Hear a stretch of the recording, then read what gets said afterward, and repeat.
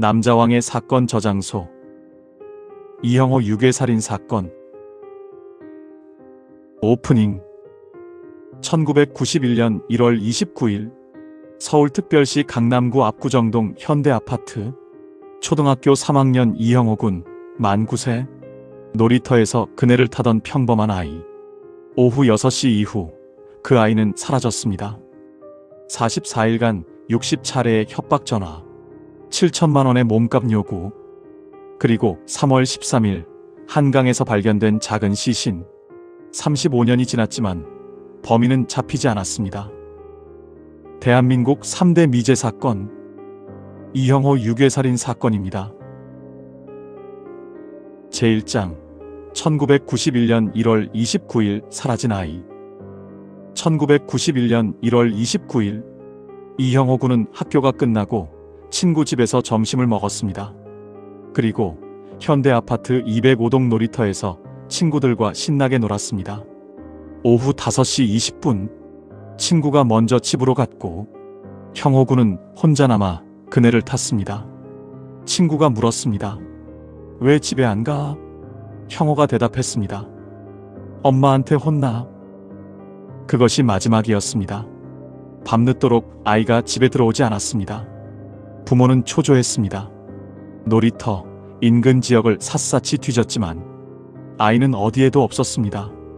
부모는 경찰에 실종 신고를 했고 그날 밤 11시 전화가 걸려왔습니다. 30대 남자의 목소리였습니다. 여보세요? 형은 살아있어요? 형은 죽기를 바라죠. 오늘이 마지막인 줄 아십시오. 유괴였습니다. 제2장. 44일간의 악몽. 1월 31일 범인은 이형호의 아버지 이우실에게 지시했습니다. 바로 지금 공항 국내선으로 좀 오십시오. 김포공항 국내선입니다. 네, 알았습니다. 김포공항 국내선 주차장 2구역에 차를 세워라. 차 안에 돈을 놓고 600번 버스를 타고 집으로 가라. 이우실은 지시대로 움직였지만 범인은 나타나지 않았습니다. 그날 밤 범인이 전화를 했습니다. 그렇게 약속을 안 해줍니까? 누가 닮았습니까? 뒷좌석에 누가 타고 있었어요. 뭐라고요? 뒷좌석에 누가 타고 있었다고요. 사람을 어떻게 보고 얘기하는 무슨 말씀하십니까? 제가 그 주위를 몇 번이나 돌았는데요. 이상한 양반. 그리고 또 그 구석장에다가 차 혼자 달라당 세워놓으면 어떡합니까? 사실은 강남경찰서 형사가 트렁크에 숨어 있었습니다. 범인은 알고 있었습니다. 이후 범인은 이우실을 서울 시내 곳곳으로 불러냈습니다. 충무로역, 대한극장 앞, 태극당 건너편, 치킨센터. 끝없는 이동이 계속되었습니다. 그날 하루 범인은 16통의 협박 전화를 걸었습니다. 범인은 수법을 바꿨습니다. 직접 돈을 받는 대신 은행 계좌를 개설했습니다.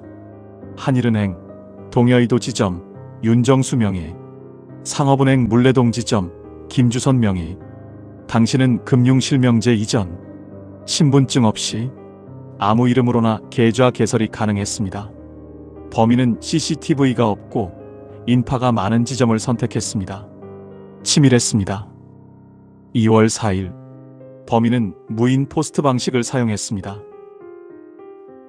지나자마자 보면 버스 정류장 있어요. 네.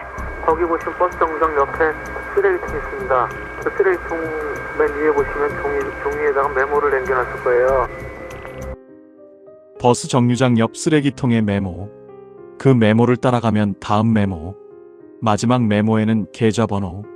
두 은행에 2천만 원씩, 총 4천만 원을 입금하라. 이우실은 한일은행에만 입금했습니다.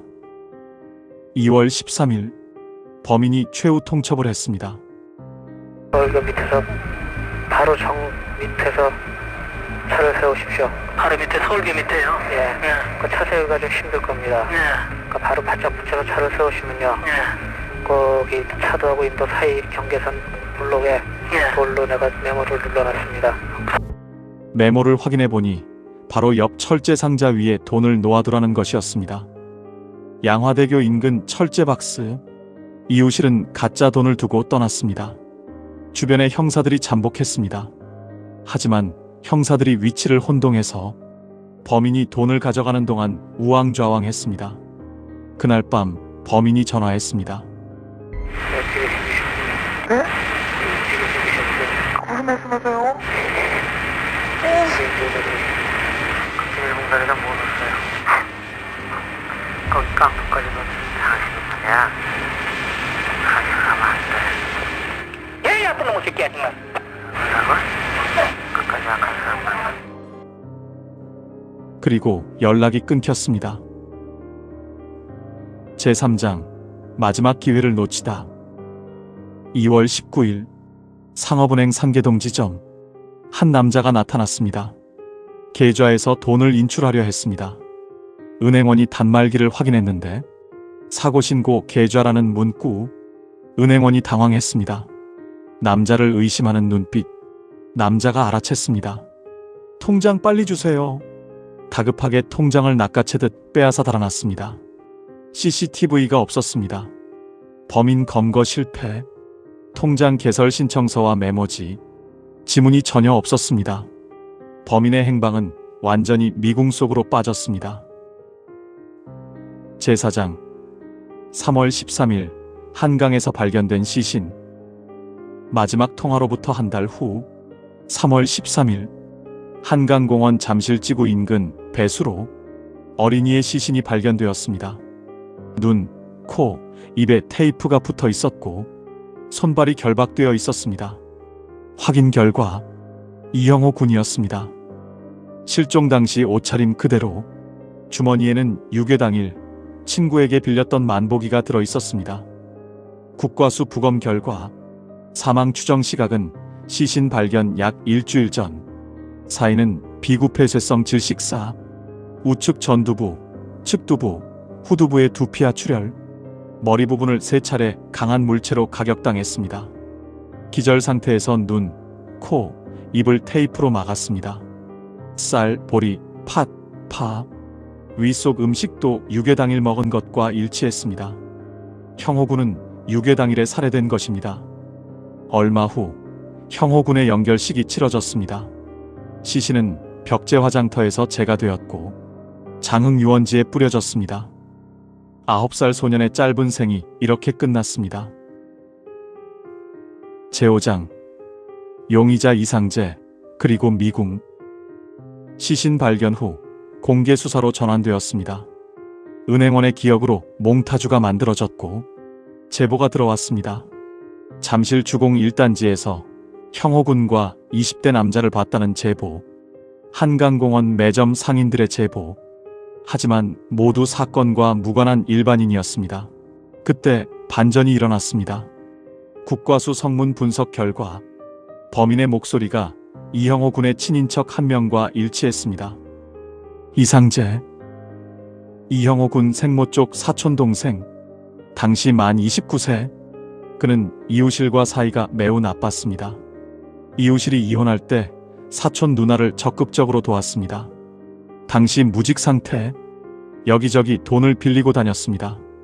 범행 동기가 충분했습니다.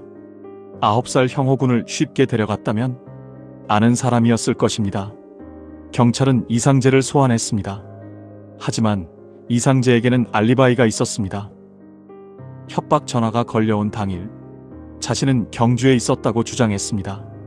고속도로 통행 영수증 제시, 경주 여관주인 확인, 사실이었습니다. 하지만 경찰은 의심을 거두지 않았습니다. 경주에서 서울의 공범에게 전화, 그 전화를 다시 이형호 집에 연결, 알리바이 조작 가능. 이상재는 대학에서 전기통신을 전공했습니다. 그런 기술을 알고 있을 가능성. 하지만 추가 증거가 없어서 무혐의 처분. 제6장 범인은 여러 명이었다. SBS 그것이 알고 싶다 분석. 성문은 한 명으로 추정. 하지만 양화대교 철제박스 상황은 석연치 않았습니다. 범인 한 명이라면 차를 세우고 돈을 가져가야 합니다. 하지만 정차한 차량은 없었습니다. 돈은 사라졌습니다. 올림픽대로는 갓길이 없습니다. 정차하면 교통사고 위험. 결론. 범인은 최소 2명. 한 명은 운전, 한 명은 조수석에서 팔을 뻗어 돈을 낚아챘습니다. 2001년 재분석. 성문에서 미세하게 다른 점 발견. 범인 2명 확정. 2011년 SBS 그것이 알고 싶다 800회 특집. 새로운 가설. 범인은 최소 3명 이상. 전화를 건 사람. 무인 포스트 메모를 배치한 사람. 동선을 감시한 사람. 그리고 이 모든 것을 주도한 주범. 주범은 이형호와 면식이 있는 사람. 하지만 직접 전화하지 않았습니다. 목소리가 들킬까 두려웠기 때문입니다. 범인은 저희, 우리라는 단어를 자주 사용했습니다. 저희도 바르는 바입니다. 잡고 서시면은 그냥 잠들어 버리겠습니다. 저희들이 보고 있다가 만약 다른 사람이 먼저 집어본다거나 저희가 바로 무사히 받았다는 연락이 오면 바로 형하고 도킹을 해드리겠습니다. 그럼 또 딴 사람 있어요? 괜히 이거 뛰어가지고 곤란해 죽겠습니다. 복수를 암시했습니다. 그리고 평일에만 전화를 걸었습니다. 무직 상태였을 가능성. 모든 정황이 이상재를 가리켰습니다. 하지만 증거가 없었습니다. 엔딩. 35년 그리고 영원한 미제. 2006년 1월 28일. 공소시효 만료. 범인이 누구든 이제 처벌할 수 없습니다. 하지만 이형호 군의 아버지 이우실은 말합니다. 범인을 만나면 처벌보다도 왜 아들을 죽였는지를 물어보고 싶다. 2026년, 이제 36년이 지났습니다. 범인의 목소리는 여전히 녹음되어 있습니다. 형호 죽기를 바라죠. 형호를 위하시는 게 아니지 않습니까? 우리 마지막인 줄 아십시오. 네? 은행 직원이 기억한 몽타주. 20대 후반에서 30대 초반 남자. 1991년 당시 그 나이였다면 2026년 현재 60대 중반. 그는 어디에 있을까요? 평범하게 살고 있을까요? 이형호 군을 기억이나 할까요? 2019년 화성 연쇄살인 사건이 해결되었습니다. DNA 기술로 33년 만에 범인을 찾았습니다. 하지만 이형호 군 사건은 다릅니다. 범인의 목소리만 있을 뿐 유전자 정보가 없습니다. 경찰은 AI 기술로 목소리를 분석하고 있습니다. 범인의 현재 목소리를 재현하려 합니다.